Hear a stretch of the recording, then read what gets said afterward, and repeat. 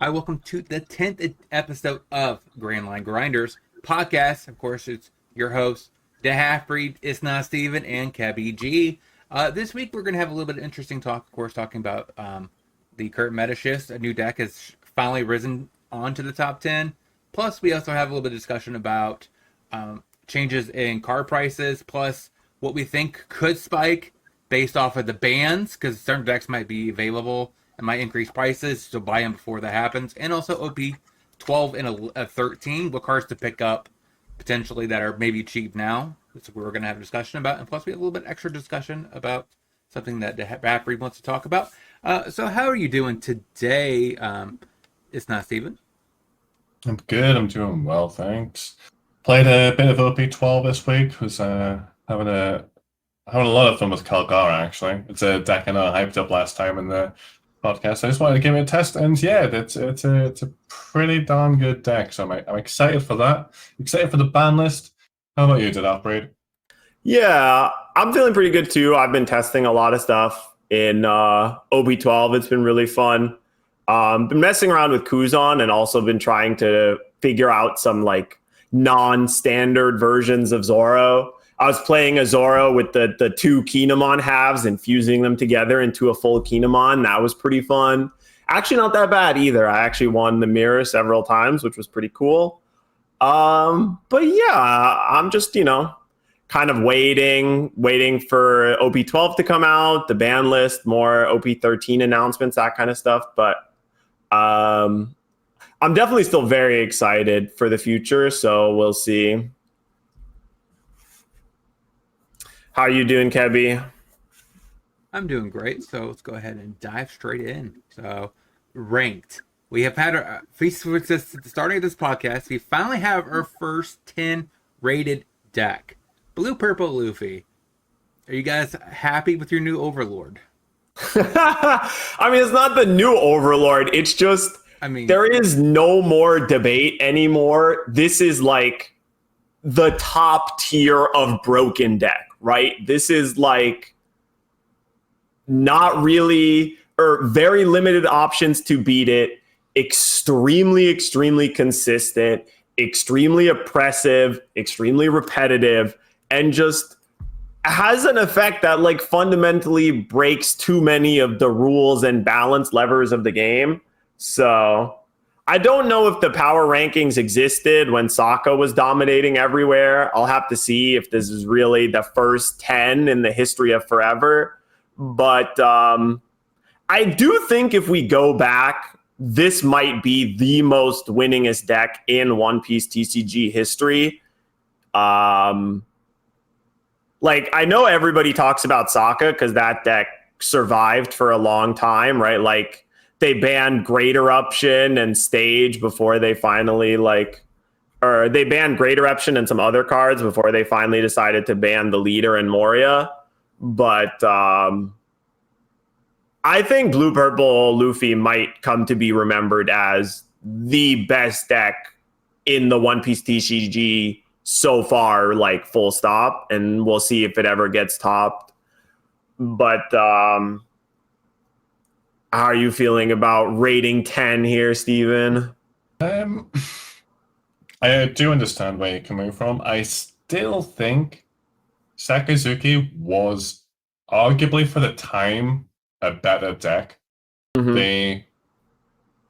It is very similar in terms of there was never a deck like Sakazuki which just removed everything you played every single turn, and it seemingly just didn't cost them like anything. It was so hard to rush down. It was so hard to play in a control matchup. It just seemed so powerful to everything.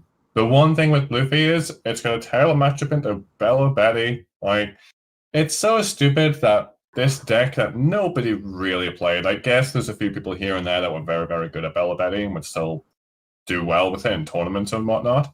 But like, it speaks volumes to how oppressive and almost like anti-competitive the Snake Man Luffy is when Bella Betty becomes like one of the best 2-3 decks in the format because of how good the matchup is into one specific deck, The One Piece community is done pretty well at like trying different things to beat best deck in format. But I feel like there is no way of beating this deck unless you're playing super aggro. Like there's no middle ground, which is what is making this deck, I think, a 10. It's like, oh, I dodged an aggro matchup. I am almost guaranteed to win. Like under normal game state, with normal play, like I just think Snake Man should win. Like no matter what you're playing against, basically. Which is like so. It's so crazy. It's so crazy how this is a deck after what we saw in the East as well. Like it's not as if it came as a surprise to us. Like it dominated tournaments over there for so long. We saw how well it was doing. We were like, maybe the West has generally had a history of playing aggro decks a little bit better. So like we were like, oh, maybe it won't be that crazy as a dominating force. And Grape was getting a lot of hype beforehand, which is still a very strong deck, but it just does too much. It does too much too well. Like, it's as simple as that. And it's just, I do still think it's, just for me personally, slightly below Sakazuki, but not by much. Not by much at all. That's surprising because I've seen some multiple people talking about it. So they picked up like they built the most the most winning version of Sakazuki today. It can't beat It can't beat Luffy. It actually struggles. It actually struggles in the meta. That's what they were always saying. Oh yeah, the power creep. I would imagine like Usopp and like even Rob Lucci probably has a pretty good match, but not like the best version of Sakazuki. But like Sakazuki at the time, Buggy as well. Sakazuki at the time was like there was so few mechanics that avoided things being like bottom decked or trashed or whatever it was. Like the options that Sakazuki had were just too much. There was just too much in that deck to make it really, really strong. Yeah. And like I said, though, it was like the first deck where no matter what you dealt, no matter what you done, it just felt like they would clear an entire board every single turn. And again, their hand sizes wouldn't really go down. Yeah, I think for me, the big difference between Sokka and Blue Purple Luffy is that, like, as someone who played competitively throughout pretty much the entire Sakazuki period, up until like 3 months before it got banned, I like bowed out and was like, I can't do this anymore. But when Sakazuki first came out, it was actually like not that broken. It was good, but when it first came out, it was like just Lucci and a bunch of things. And it's a deck that got like progressively worse over the time that it was printed. Because when it first came out in the same set as Purple Luffy and Enel. And both of those decks had a good matchup to it. And that was 05. The problem was in 06 came Gecko Moria and Rebecca. I think it was Gecko Moria and Rebecca and Lucci. I think it was Amaraku no Arrow as well. So those were like all in 06. So these were huge upgrades for the deck. And like Moria, Rebecca really made the deck a problem. But there was 3 months where Sakazuki came out and I was beating it with Purple Luffy and Enel pretty regularly, right? Like then... And even Bonnie had like a semi-decent matchup into Sokka pre-Moria because you had Hody Jones. You could just play 4 Hody Jones, 4 Hawkins, and win the matchup that way. But like then there was Moria plus Rebecca, and it got even better. And then in 07 or 08, they introduced Jack. And Jack was really one of the cards that made it so like, okay, now this deck is like really just beats everything. Because they have a way to get rid of Hawkins now, an extremely hard to remove character in the mirror, and even more hand filtering. Now they're drawing 2 and pitching 2 every turn. So they definitely see everything.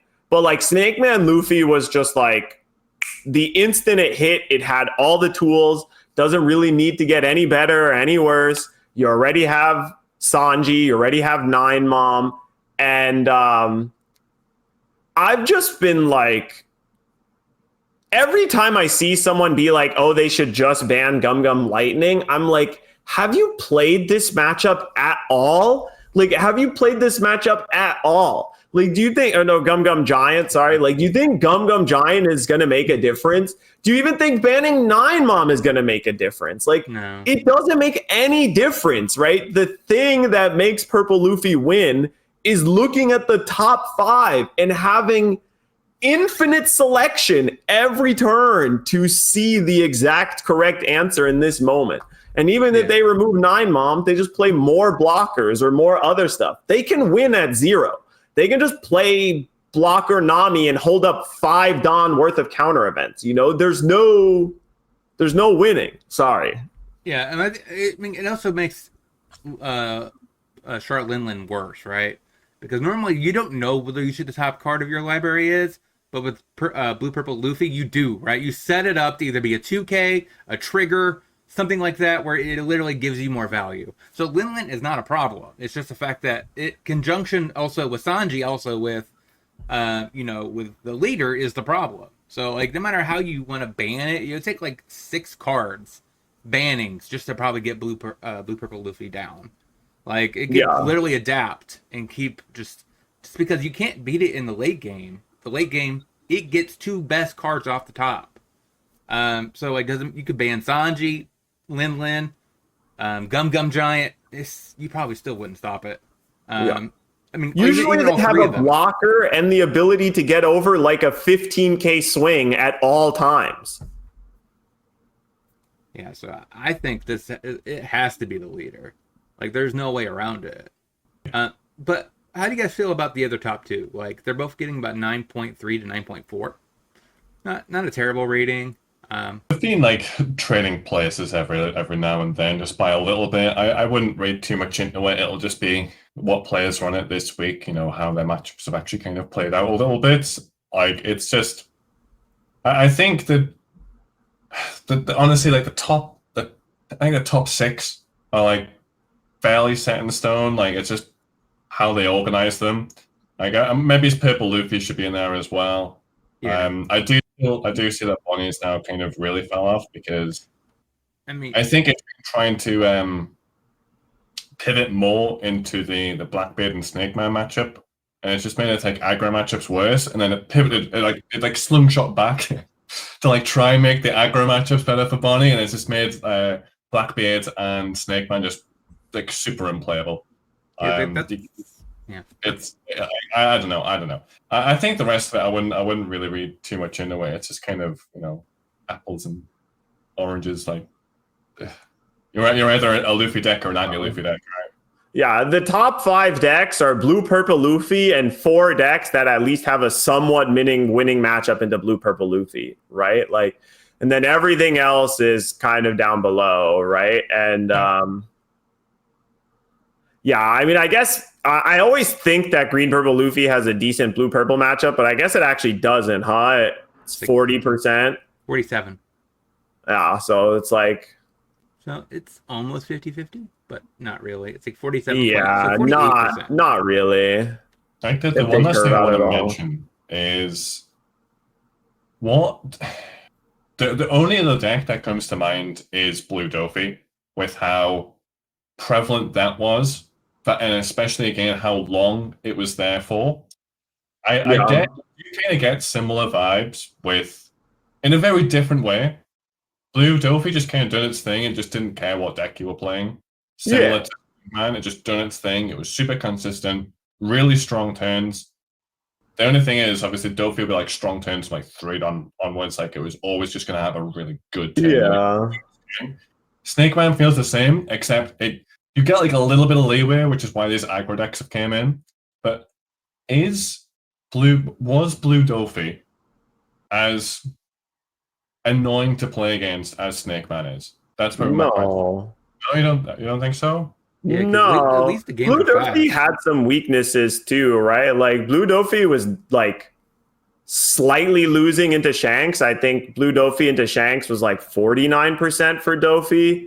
And definitely losing against Enel. What? No, like when Jinbei wasn't banned, it was like 52%. But even then, I think a really good Dofi player beats a really good Shanks player.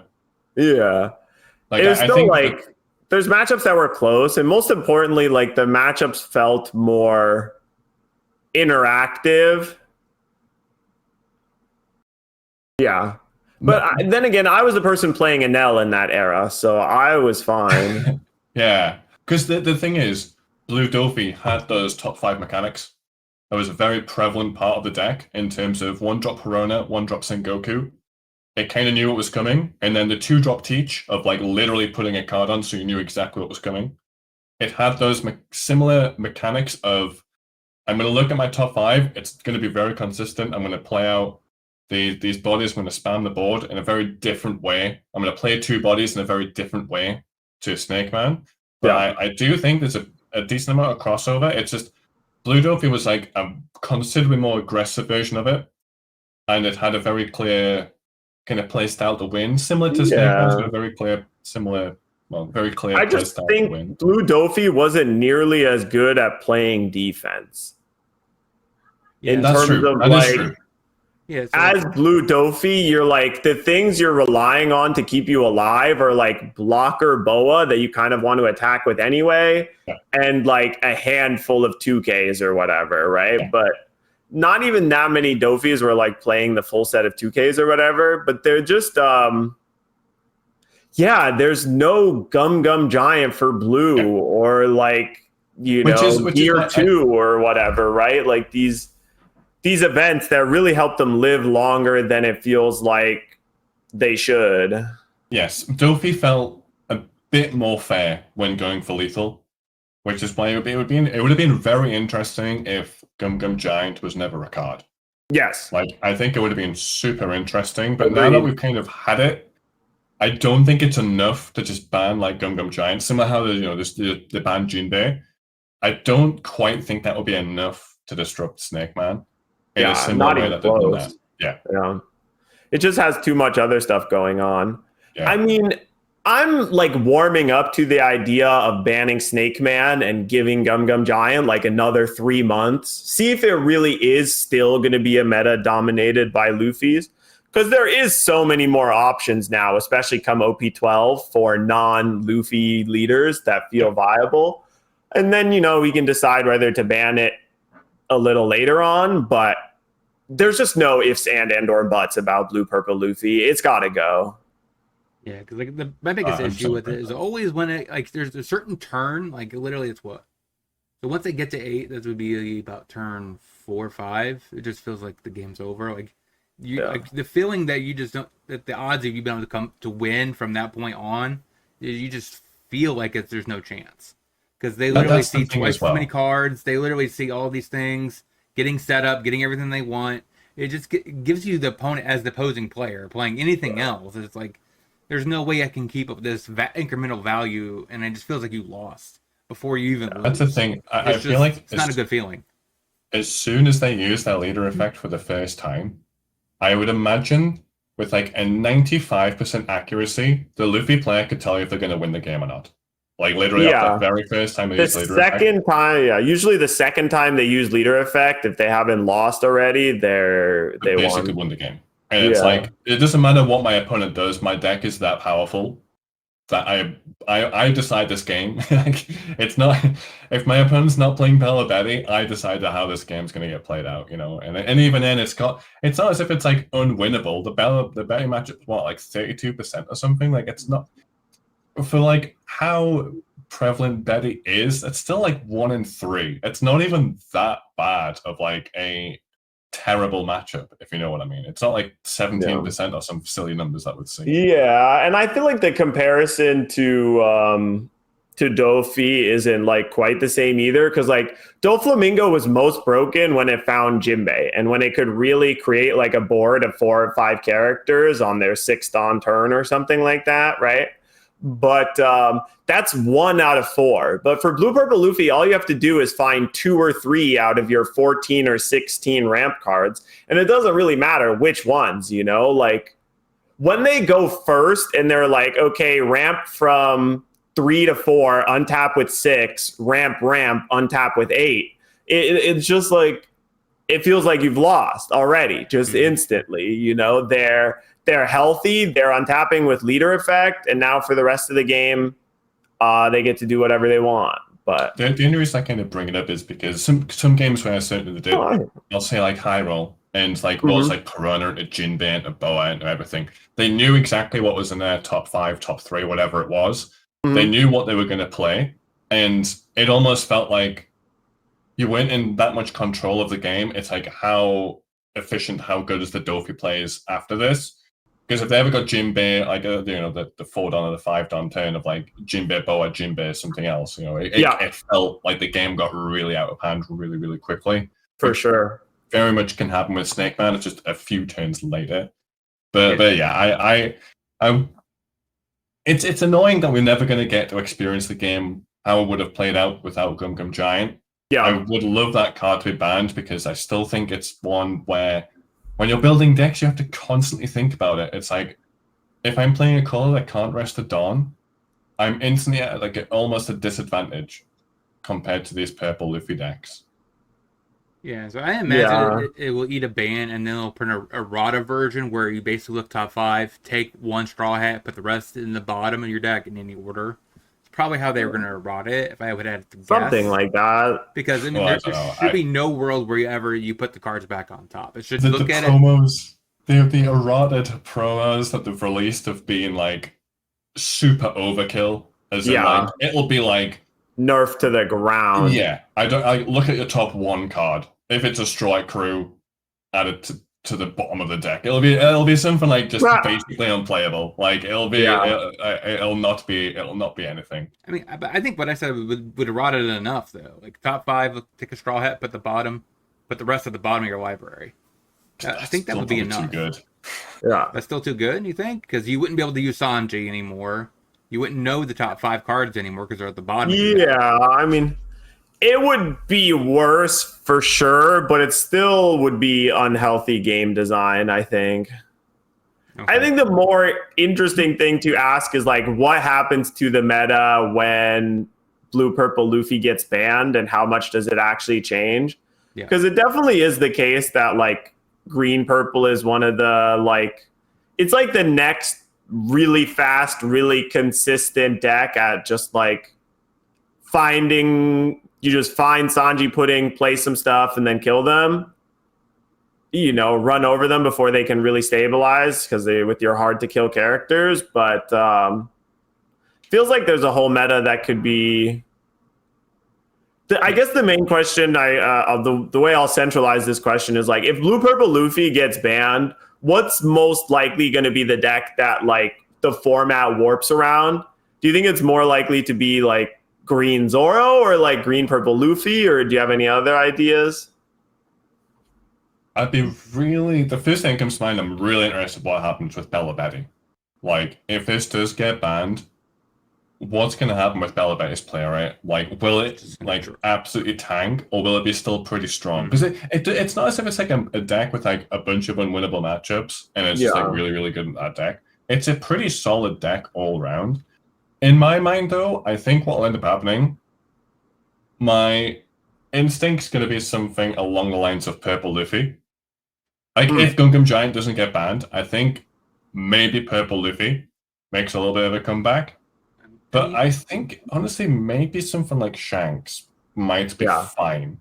I think that will make a top 10. But honestly, if Snake Man gets banned, I have absolutely no idea what becomes best deck in format. Yeah. I mean, my thing is, like, so if Blue Purple Luffy got banned, I was planning on talking about this a little later when we get into cards we think are going to make a resurgence in price value.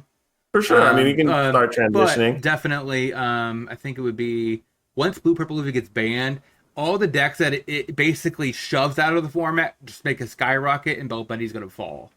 Right? Because Bonnie can now participate, Lucci can now participate. All the decks that can't really have a late game are going to come back, and they're all usually control decks.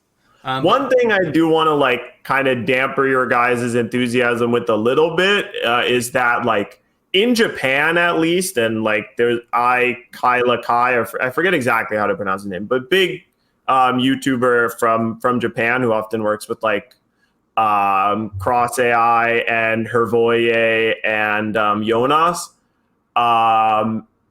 He was mentioning how in Japan, all of the Bello Betty players and almost all of the Zoro players swapped over to Rayleigh. And they've just been playing Red Rayleigh as, like, the de facto aggro deck, since it does have a decent green-purple matchup with 4 copies of Mulgun if you want it. Searchable copies of Mulgun as well, mind you.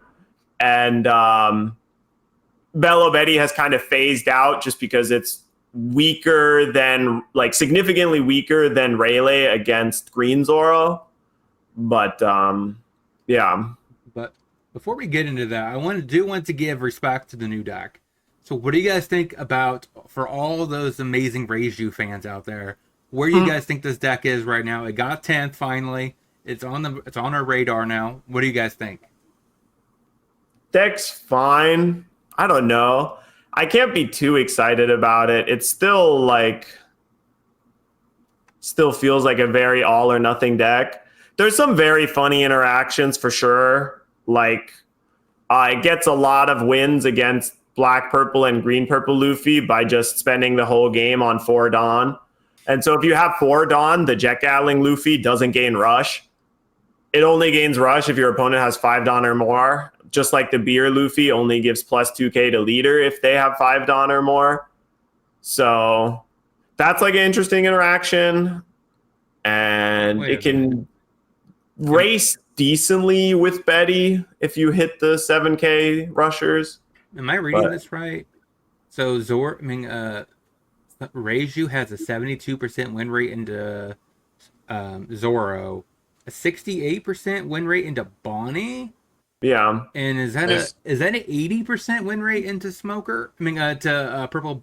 They call I'm it too excited on those numbers though. It's very low play rate, and those decks that you're mentioning are also pretty low play rate. So that won't be for more than like 30 games, and that's being pretty generous. So like, it's not great to look into that. Its losing matchups are still going to be the same of like Snake Man and basically any black deck. Terrible. Yeah, I think any black deck in general is pretty rough for Reiju to deal with. But yeah, especially Blackbeard. The deck hasn't changed. It's just, I imagine it's people who are, again, just very, very, very good at the deck. Picking up the deck because, you know, it's a really fun deck to play. Fun deck to play against as well, to be honest. But like, it's a fun deck to play. It's really consistent. Does what it does. It hasn't really changed. It's still really good at what it does, and it's still really bad at what it's bad against. Yeah. It's cool to see, though. It's cool to see.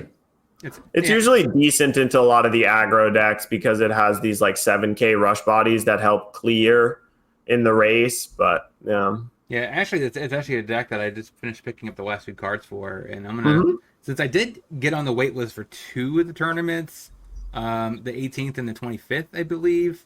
So I might actually be trying in the regionals to maybe play test enough Reiju, because the winning list, like they have as the most winning list. I actually, like I said, I have it now, so I'm gonna see if I can't either gonna play this or Purple Black Luffy. We're gonna find out. Yeah. But that 100% depends on if Gum Gum Giant gets banned. Then I don't think Luffy's gonna be that great.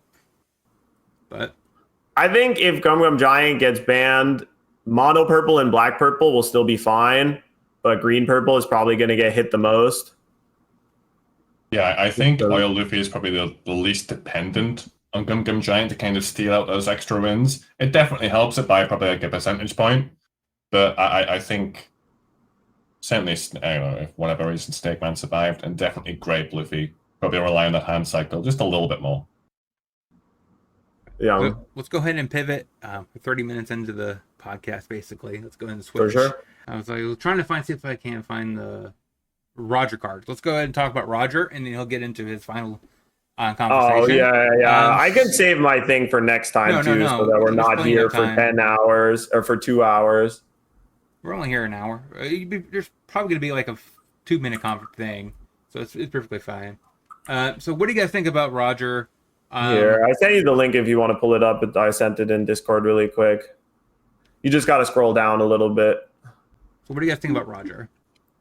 I think the Roger problem is definitely a little over-exaggerated, especially people that are like, wow, we're going to get blue-purple Luffy banned, and then Roger's just going to take over everything. I feel like people don't...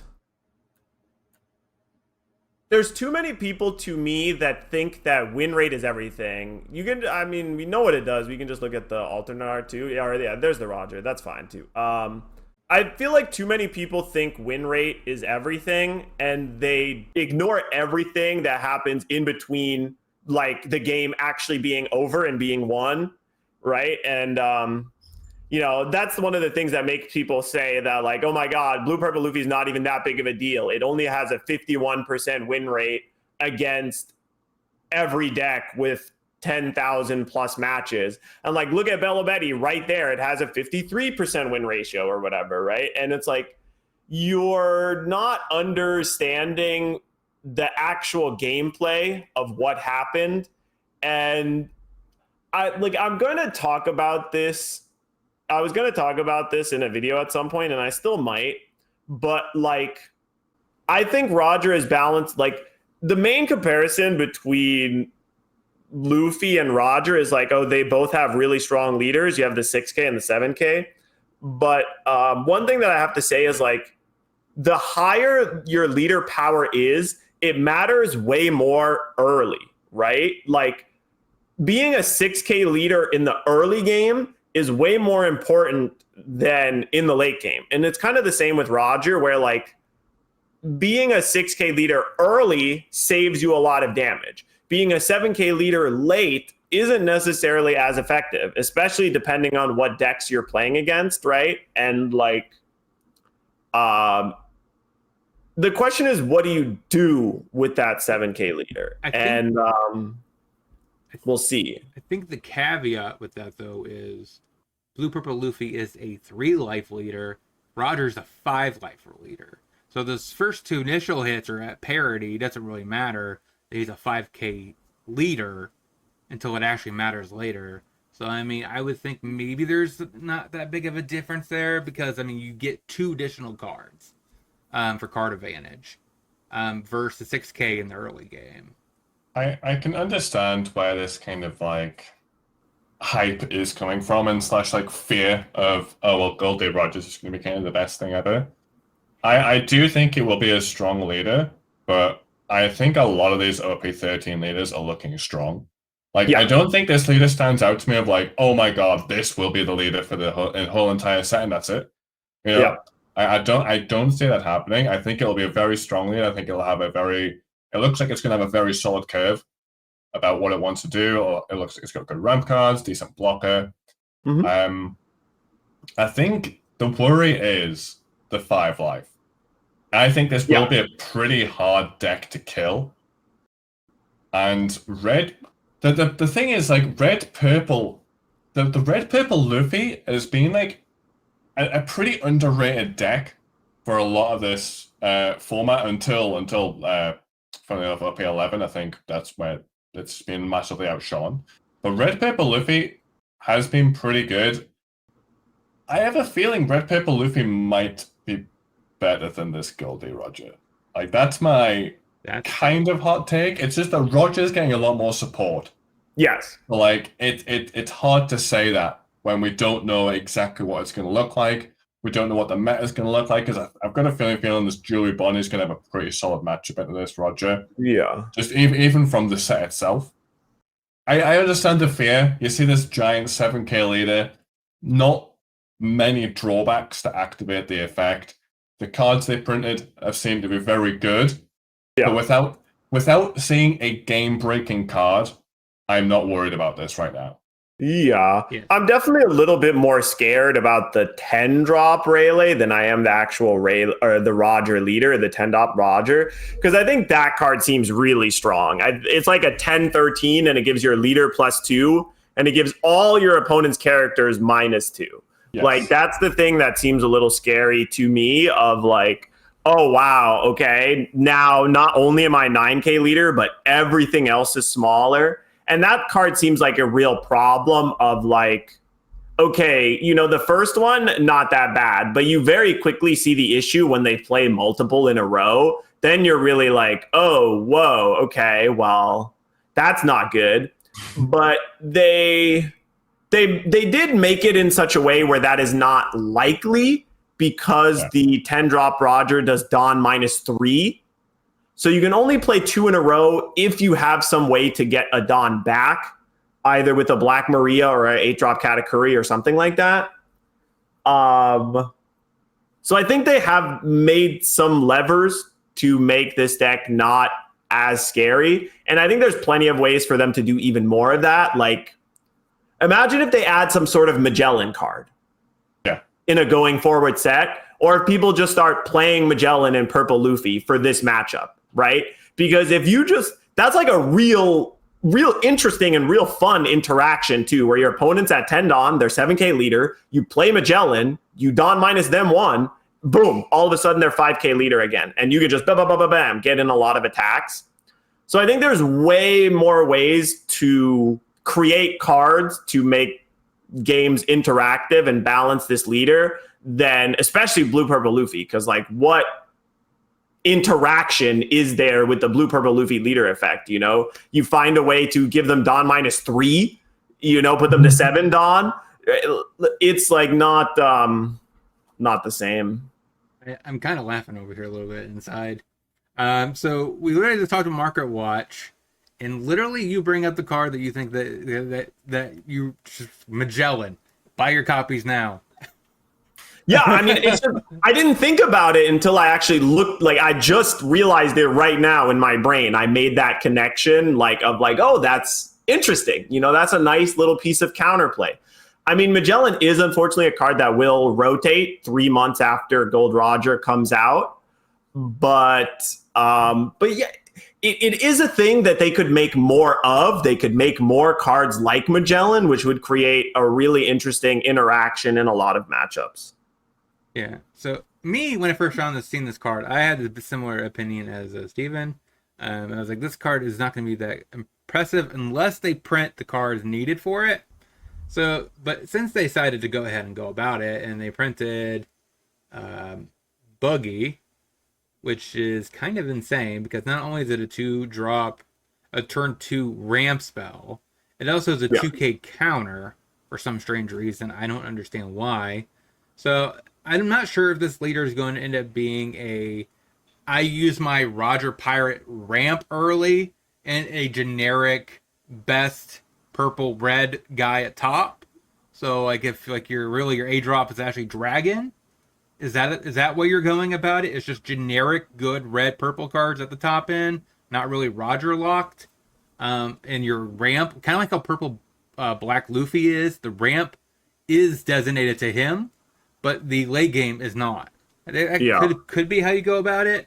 But the ramp for him looks absolutely great, which is what I was really not sure of, right? I was not sure if this card has a chance to fight right out of the gate because they really needed this boogie, right? Yeah. But there's definitely enough ramp. There's a 2-drop, a 3-drop, 2 5-drops, and a 6. That One all thing I ramp, will and an say- 8, 9 actually as well. What? One thing I will say that I have noticed though, there's a very big counter to all these on-play effects that we already have. True. We can, we're fine. Trust me, there's already a counter for this deck. It's called Blackbeard, okay? Yep. No, you're so true. You're so true. yeah, I do think it's being overreacted, but Yeah. I can understand where it's coming from. Like, we don't want another meta where it's just the same deck So every other game. But I'm not that concerned about it right now. yeah, I wish I had the link to share right now, but someone did a really extensive, really nice post on the Reddit at one point, a really nice effort post where they did a full breakdown of the stats comparing Blue Purple Luffy and Roger, and saying that the Blue Purple Luffy has a 40 to 50, it has a 50% chance of hitting their leader ability on turn 4 or whatever, right? So if you go first, it's 1 Dawn, ramp plus ramp, leader effect, right? Win the game. And if you go second, it's 2 Dawn, ramp to 6, ramp, leader effect, right? So it's really easily to get your Blue Purple Luffy leader on turn 4. Whereas in Roger, you're going to get your leader active on turn 4 basically never. And you'll have it active on turn 5, or you end your turn with your leader at 7K or whatever. I think it was like 30 or 35% of the time, you'll have Buggy on curve to actually curve out fully and hit your leader as fast as you possibly can. And it might not seem like a lot, but the difference between, 30 and 50% is very big in terms of actual games played. So it's definitely like already immediately statistically less consistent than Blue Purple Luffy. Yeah, I'm trying to think that through. So, like, because I imagine like, this actually probably would be a deck that you would want to play purple category. Or maybe I'm crazy. Because it makes sense. Because if you have Dawn minuses, it always gets it back. Plus, it's a solid blocker. And end of turn, you end on 9 Dawn, which makes your later Yeah, a 7 because when you have 9 Dawn, 1 goes to leader, 8 you play Katakuri. Then you're immediately at 10. Next turn, you should be able to play down your 10 drop. Yeah, this card is you definitely have practical. options for top end with like there's Katakuri, Rayleigh, the 9 Beard for a little bit, but it will get rotated at some point. And then of course like the 10 drop Roger in red and the 10 drop Roger in purple. So Even like the 10 drop Shanks. Like that's it. There's a lot of decent options already. The nice thing is, it is a deck that I think the top end can very much react to what's going on around it. Like, I think there's going to be decent options for what's good. But the cards they're printing for, again, they're all good, but I'm not like... There's not like a Mr. 2 card where I just look at it and I'm like, that's going to be like the $40, $50 card in a couple of weeks. Yeah. It's like, there's a bunch of really good stuff for it. But not... The 10 drop Roger, it does look very, very good. But like that Half-Breed said, Chain None seems pretty hard. Like unless your opponent's just AFK, like leaves a kid up or something. Like I don't know. I'm not. I've got a bad feeling about Emu, but the last leader, whatever it's gonna be.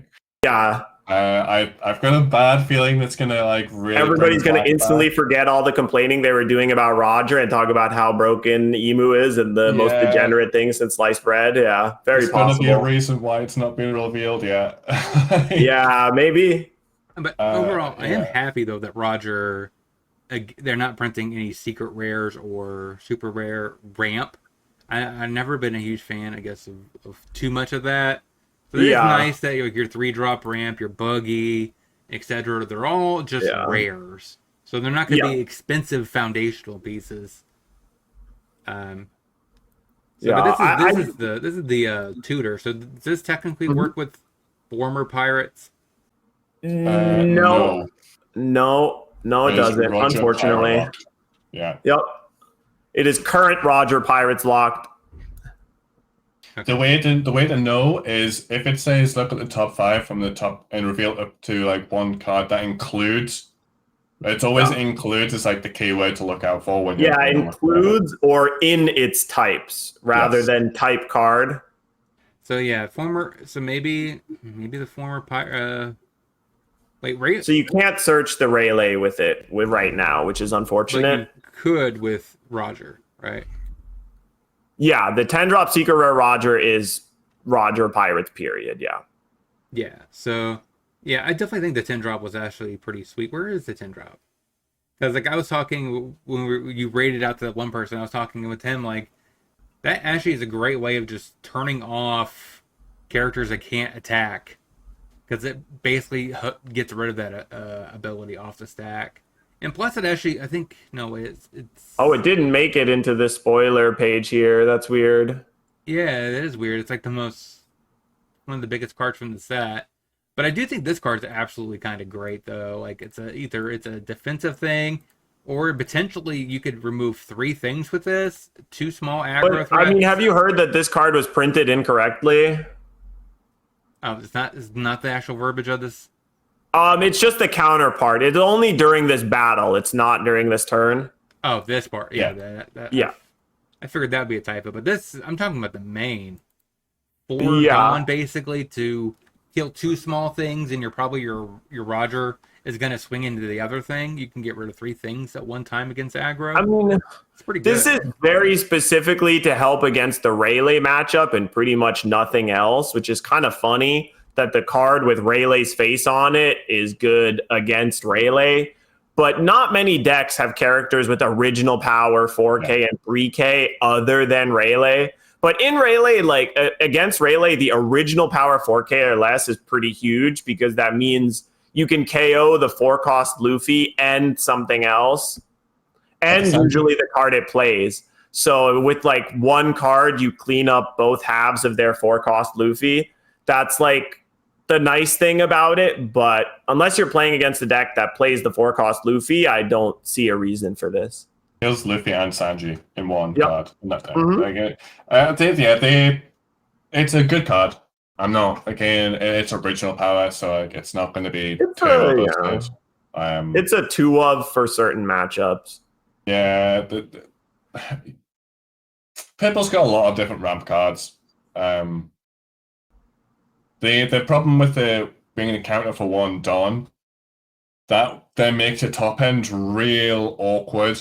If you're looking to play 10 drops, then you don't really. This is like a brick. I know, like it's a freaking like hard brick. Maybe there's a deck out there. I can see in a world where it like caps out with 8 or 9, and then this is like a 4-of. I think it's probably fine. But like it's a good card, but it's just a good card, honestly. All I know, and I definitely agree with Steven, when OP13 comes out, I'm gonna play Bonnie and I'm gonna be farming Rogers. I know I'm gonna be farming Rogers. I'm gonna start playing 9-10 rush, you lose a life. Let's go. Because the other key thing to remember with this card, just one last thing, you can't play it on your 4-Dawn turn because you're giving a Dawn to your leader. Yeah. So like at very earliest, this is a 5-Dawn card, and all of a sudden when you realize this is gonna be a 5-Dawn card, it's not that great. So basically the TLDR, both of them think this card, Rogers, is not gonna be that broken at all.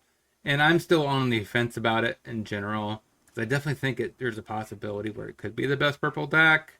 But, I don't know.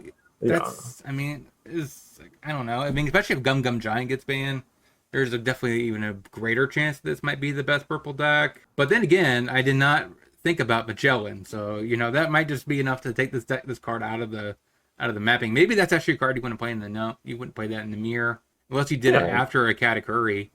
There's a couple matchups where Magellan has been and could be really good again, for sure, right? And like if Purple Luffy gets Gum Gum Giant banned, maybe you're finally got a reason to be like, okay, maybe I don't play the full Straw Hat package and I go back to some other stuff again. But it's not like either me and Steven are saying that this card isn't good, right? Like it's obviously good, but I think it's much closer to like Green Zoro or Green Bonnie than it is Blue Purple Luffy or Sakazuki, right? Well, it's obviously a clearly strong leader effect and a like generically strong leader effect. Just like there's never going to be a metagame where Bonnie is not like top 12 or 15 leaders to be played, right? Most likely top 10, just because of how strong the leader ability is on its face when you play the game every turn back and forth, right? But it's not something that like single-handedly dominates or ruins games. There's plenty of other. This is like a BY Luffy style deck, right? There's plenty of decks that can be 9K leader and still lose. Like that's not enough on its own to win the game. Yeah, and I think the biggest knock to this card would be, compared to the other ones that you think could be ban worthy, is they don't provide any sort of incremental value. As in, like, there's no looting and there's no draw 2, right? This has no late game card advantage engine built into it. It kind of just is a strong leader by himself. Yeah. So like he could be a generic. That's why I said a generically good purple red leader, or he could just be a great Roger leader. We wouldn't know, but I think this card is actually pretty good. But it's just it contacts against every other leader in the set. They're all good, so I mean it's kind of hard to say this card is broken when they're all going to be put out together. So you don't even know. Maybe it's actually Sabu is actually the broken one. Like, okay, my opponent is a 7K leader, but I'm a 6K leader and I have Karasu in my deck. So does it even matter? True.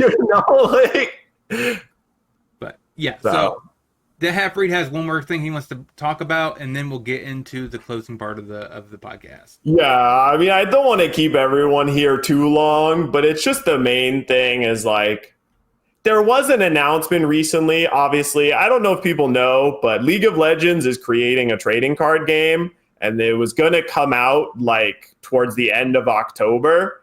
And as people do in the year of 2020, when you announce that something is coming out in October and it's a card game, you can bet your ass that people are going to start proxying it and playing it right now, you know? Like, it's the same with the Japanese One Piece YouTubers, you know? The spoilers come out, the proxy printers are going 30 minutes later, you know? There's no ifs, and or buts. But the League of Legends card game came out with a really sad and I think really terrible announcement, is that they are like banning simulators from being created. Simulators are now not allowed for the League of Legends card game. And they made some specific like talking points about it that I think are really just like really fundamentally misunderstanding how trading card games work in the year 2025, which is you're allowed to make deck builders, but you can't make anything that that plays the game for people, right? So nothing that resolves triggers automatically or anything like that. And you're not allowed to keep track of win rates. Like, they specifically went out of their way to say that websites tracking win rates will be considered like a violation of their terms of service. And these are things that are just like so outdated to me, because the same thing happened to Lorcana, where Lorcana had a simulator that worked well. People enjoyed playing it. I played it. I have never purchased a Lorcana card game in my life, but I played the simulator because people at the store that I went to were playing Lorcana and I wanted to learn how to play. But this idea that the only way to learn a trading card game is to have someone else teach it to you just feels so stuck in the 90s of the last world of like, oh, I have to go to a place and have a friend of mine teach me the card game. You're like leaving so much on the table. And the simulator for the One Piece TCG brings like 100 new players to the game almost daily, right? Regularly. There are people who are like, oh, I don't know, I like One Piece. I'll check it out. Maybe I'll buy some cards. But in a world where the economic situation of so many people is so dire and every dollar needs to really be accounted for, people want to know that they're going to spend money on things that they actually like. People want to be able to test the cards. They want to be able to demo the product. And just assuming that like people are going to go into a store and buy the cards and then find someone to play with and then continue to buy the cards because the cards are so good just by themselves, feels like such an undersell. And I think not looking at the success of One Piece TCG and including the simulator as like such a key factor in One Piece TCG's success is just such a massive failure from every other corporation to me that it really is mind-blowing. Like, there's a bunch of people who were going to play this card game but now can't, just because if you have a system that plays the rules for you, it allows you to actually understand how things properly work. And not Magic the Gathering had a simulator for a long time that was in a similar way, where you had to do all of the triggers yourself, right? You have to manually gain a life when you play a Kuma. You have to manually rest all of your Dawn every time you play a card. You have to manually take the life and add it to your hand, manually keep track of your own life total. And all these extra things that you're asking a person to do and remember, rather than just be like, oh, I have 4 Dawn, I play this thing, it plays its thing, and then it's asking me, oh, target this to bounce the thing. And then I'm like, let me try clicking over here. Oh, that doesn't work. Let me try clicking over here. Oh, that does work. Awesome. That's cool.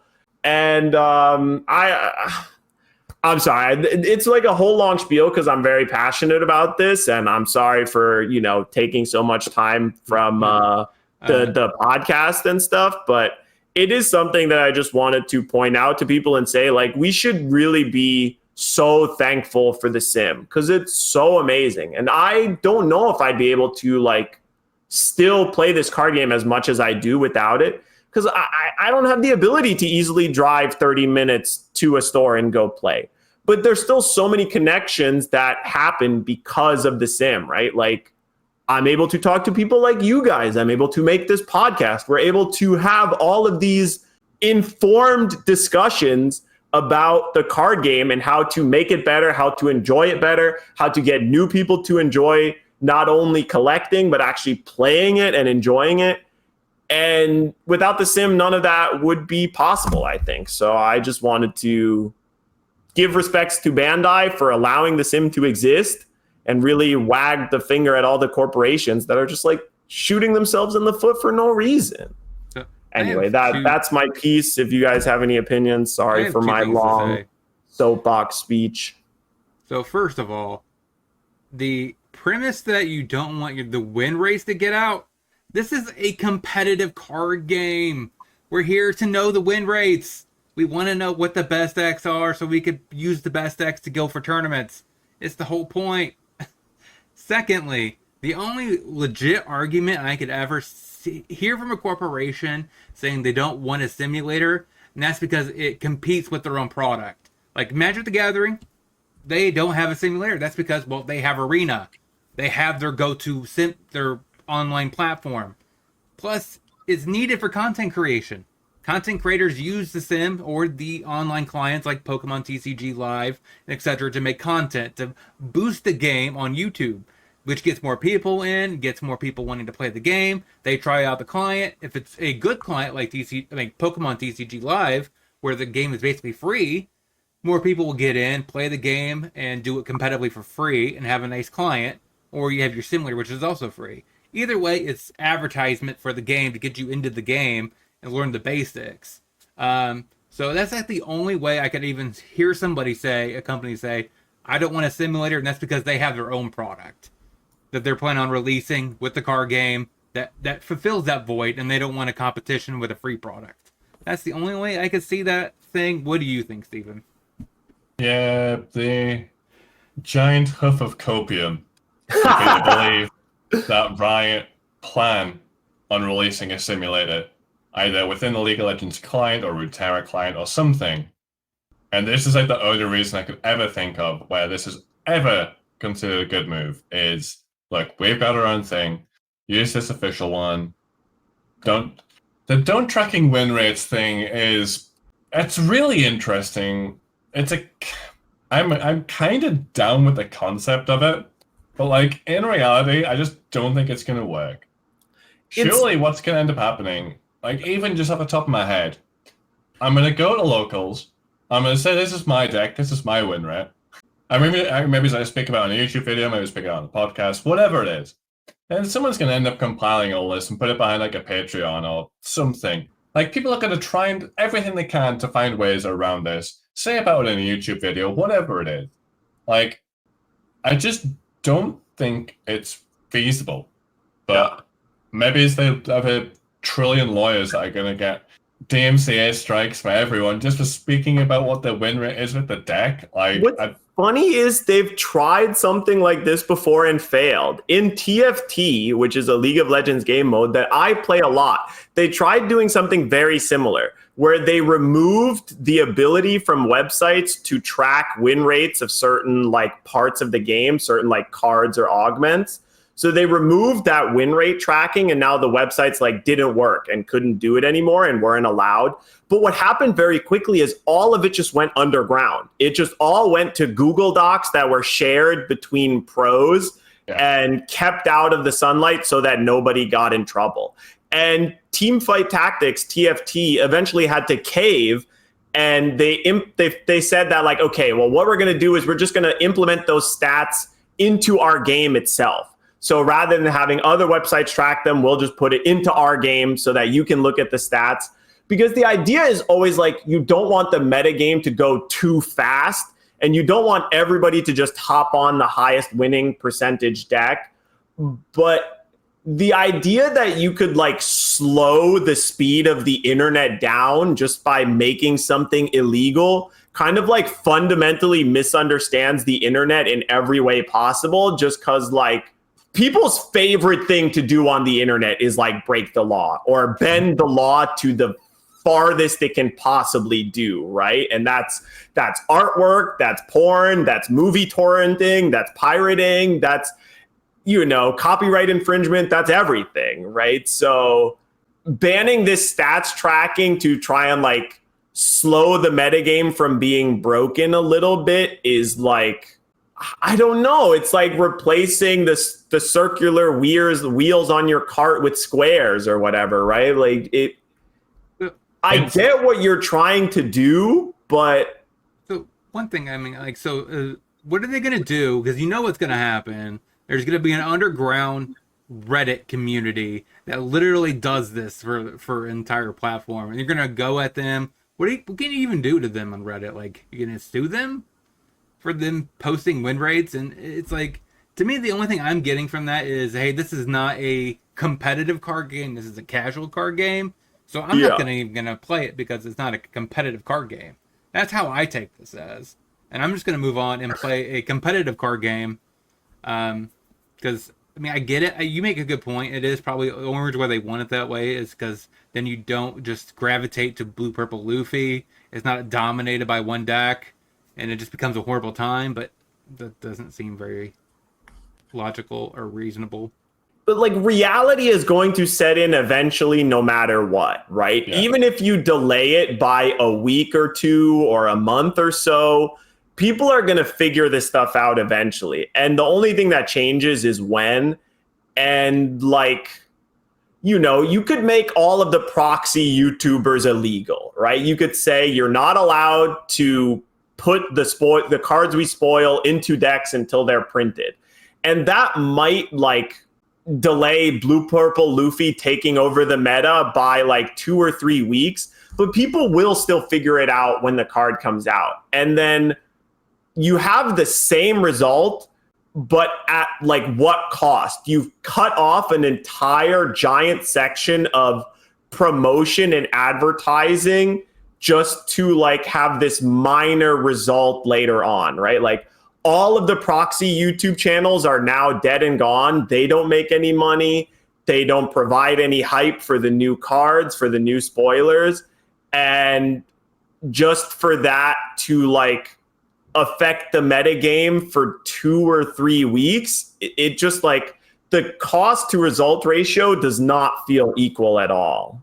That was my little thing. I'm very happy that Bandai has the thing that they have. And again, you know, you could maybe argue that when they come out with a client of their own, they could take out the other ones. But I'm still against that personally because like the client existing provides good competition. If the game is good, people are going to play the game on whatever platform gives them the best experience. And if they make a good client, people will go there and they will spend money there. But if the client sucks and it rips off too much, like kind of my big example right now is the Dragon Ball Fusion World client. The Fusion World client is awful. You can play the game on it really well, but if you want to play competitively at all, there's no good ways to make decks. There's 0 ways to craft unique cards. You can only get them in packs. Packs don't have good pull rates, and if you get duplicates, you can open duplicates, and all those duplicates do is give you like 5% towards a new card. It's not like even close to a 1-to-1 exchange. So building a deck you could spend $100 to build a deck on the Fusion World Sim and not even get all the cards that you need. You can spend $200 and not even get all the cards you need because it's all reliant on cards you actually open if there's one specific deck that you want to play. And like, if there was a free Fusion World client, I think that they would have to improve this situation. But because there isn't, they don't. And people just play with what they can or they don't play at all. So I hope that even if they come out with the One Piece thing, they don't decide to also DMCA Batsu.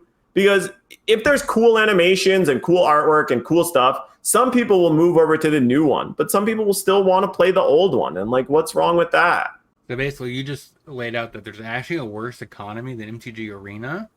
Yes. I'm blown away. Yes. I didn't Yes. think that was It's possible. actually straight up, it's a worse economy than MTG Arena because there's way less ways to make your money back or go infinite. Because there's no draft, there's like 0 ways to make your money back or earn by being a free to play and earning. Because there's no like events to enter for prizes. It's just only ranked queue or free to play queue. Anyway, long podcast today. But I just wanted to say something about that because it's very near and dear to my heart. And like, yeah, killing people's dedicated hard work. You have someone that really cares about your game, that really likes your game, that really wants people to play your game. They spent their own money that they're not getting paid for to make this product that is free to play for people to get into the game. And then you're going to be like, well, this potentially causes us to lose $100. So get banned, idiot. It's like, I don't get it. So with that, let's go ahead and close it out. I'm already showcasing the half read. So why don't you take it away? Yeah, I mean, thanks everybody for watching. Thanks Steven and Kebby and everybody for hearing out my little rant. Sorry, I'm a known yapper and a known rambler with many feelings and things that I care about. But still, thanks everybody for watching. I'm still hyped for One Piece. I'm going to play the sim as long as they gosh darn let me. And yeah, how are you feeling this week, Steven? Yeah, feeling good. Do feel like we're spinning a waiting room for like a couple of weeks now, just waiting for this ban list to come out, and then Yeah, I hope it'll kind of revitalize even just the player base. You know, we can see it's taking a bit of a hit right now. I think people are just kind of stuck waiting for this, waiting for the OP12. But yeah, wait and see. Been playing a bit of OP12 on the sim, so it's a pretty fun set, to be honest. How about you, Kevin? What have you been up to? So I've still been trucking along through playing all the leaders. I'm in OP2 now, so it's a pretty fun time right there. I did play a little bit of Garb on stream. I also played Zoro. I mean, not Zoro, Jinbei. That was a little interesting from OP11. Then I also played one other one that I thought actually was really decent from OP2. Z? No. Magellan. Yes. I played Purple Magellan. That deck actually feels a little different and interesting for a purple deck. It feels like an aggro deck. Very nostalgic. Yeah, it's pretty nice there. And then of course we're going to be continuing doing all that sweet stuff on stream. All of our links, like I said, are in the description like always. Make sure you check out our channels. Go follow us. I mean, support all of the One Piece content creators, even if they're not us three. Support others. Help grow this community out. That's like the most important thing, and we definitely, that's kind of what I think most of us share is that sentiment, which is why to have rated somebody that was just starting out last week is because we do want to support every new content creator as long as they're great people. So check us all out and make sure you like the video, subscribe, do all that stuff, share the video around so we can grow this podcast because I mean. One Piece does deserve a great podcast as well. Why does Magic the Gathering have a great one with MTG Goldfish? We need to beat MTG Goldfish, so hit that subscribe button. We need more subscribers than MTG Goldfish. Task. And hope you guys enjoy your week. And next week, we'll hopefully have a great time playing some new OP12. Talk to you guys then.